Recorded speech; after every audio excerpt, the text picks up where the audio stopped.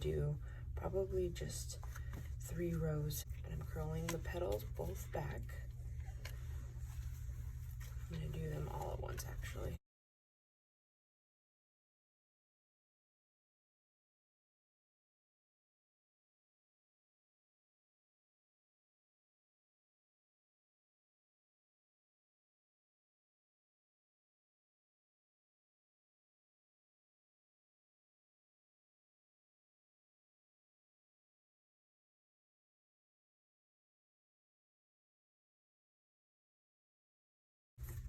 Now I'm going to do a little bit of glue on the base of the petal and just overlap it slightly because I don't want it to stand, the petal to stand up too much.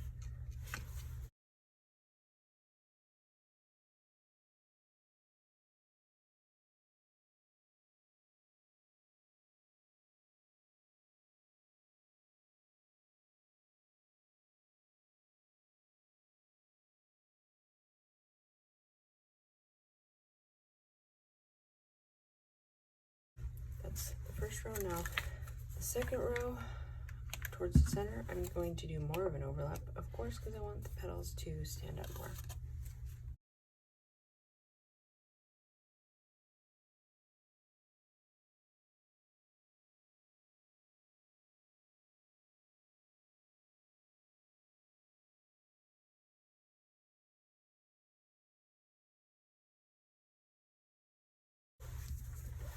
Now I'm going to do my first row,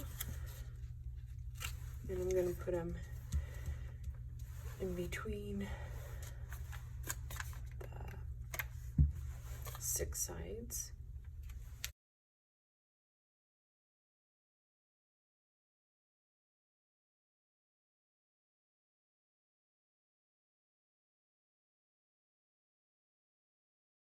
My first row,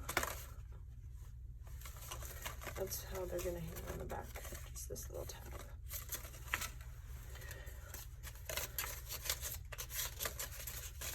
Now to the second row. These are going to come slightly in more because I'm building the flower inward.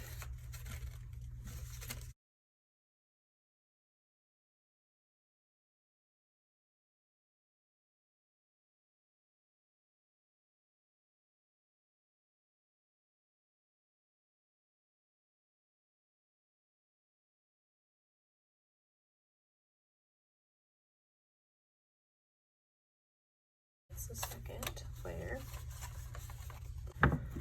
And on my small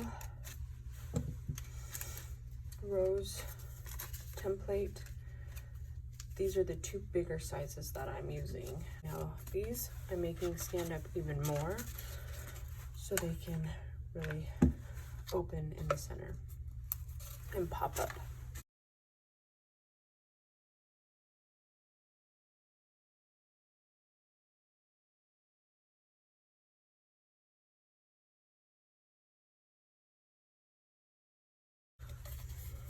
Adding glue.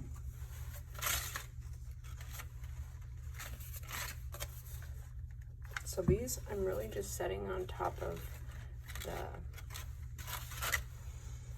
the second row because the base is very small, but I want this flower to look pretty full.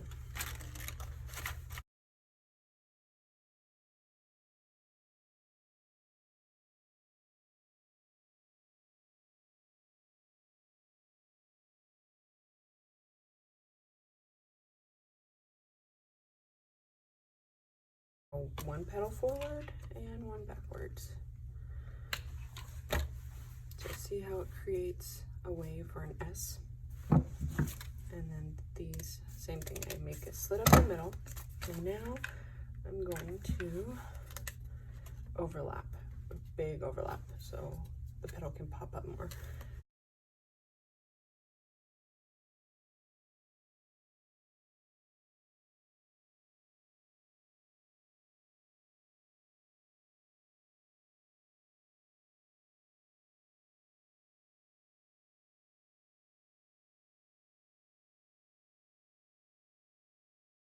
if I put these in, it would go again in between the ones I just did.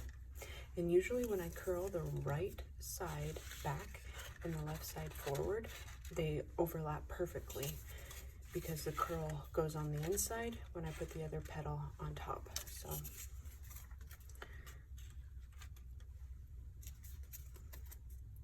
and see, now I'm gonna have to, where I started, I'm gonna just put this petal behind it.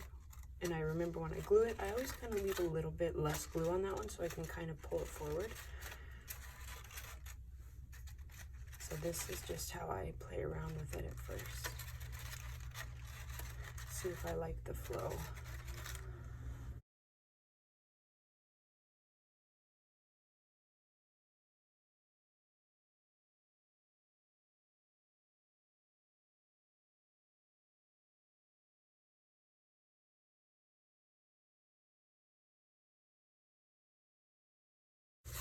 The more realistic centers I grab, I don't know, maybe like a good amount, maybe, I think that would be probably close to 3 feet. And this, I'm just estimating because it does not in any way, shape, or form have to be even remotely close to this size. Then I just continue to fold over, keeping them lined up as best as possible or even to the bottoms, because I'm gonna cut them in a minute. I really would like, I think they're called herb cutters. They have, instead of 1, it gives you like 4 pieces. So when you cut, you do 4 at a time, but I don't have an herb cutter. So now that it's pretty small, I folded it probably like 10 times over. I'm not gonna cut the sides. I'm just gonna go, it's okay if obviously some of these are a little thicker than the others, but I'll fix that after. Now I'm just putting slits in it, like very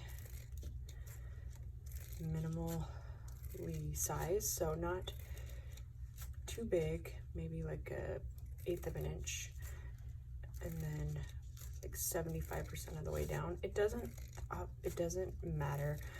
Really, just don't go all the way down because then they'll fall apart and fall off of it. But you can go just to the top. You can just put little cuts in it. You can do bigger chunks. Really doesn't matter. This is just giving you an idea of how I do it. Now I'm gonna open it.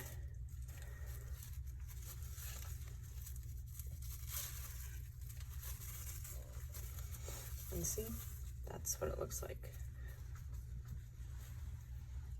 Now I'm using a damp paper towel. I just added a little bit of water on it because the water is going, I'm gonna twist this. I'm gonna get my fingers a little bit damp, grab it, and just twist.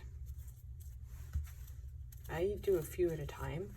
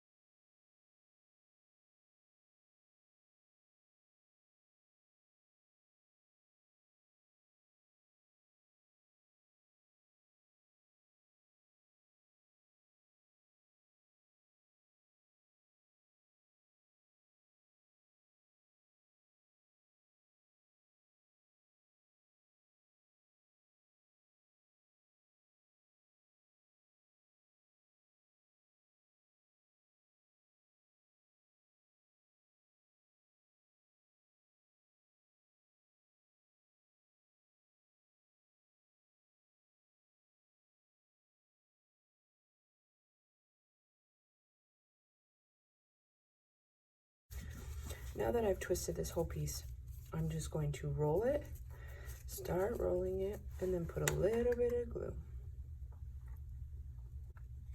See, I still have at least about 1 inch down there of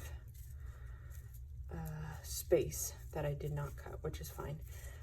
So I'm rolling it, gluing. See how it's coming together? And it looks more like an actual flower center.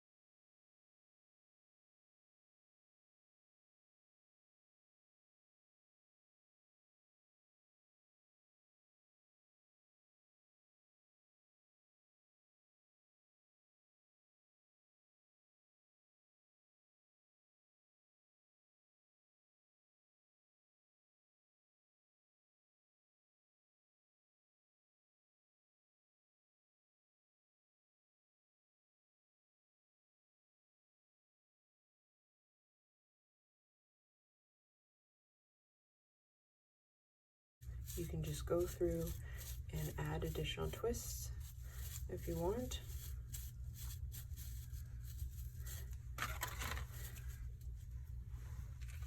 And put it in the middle.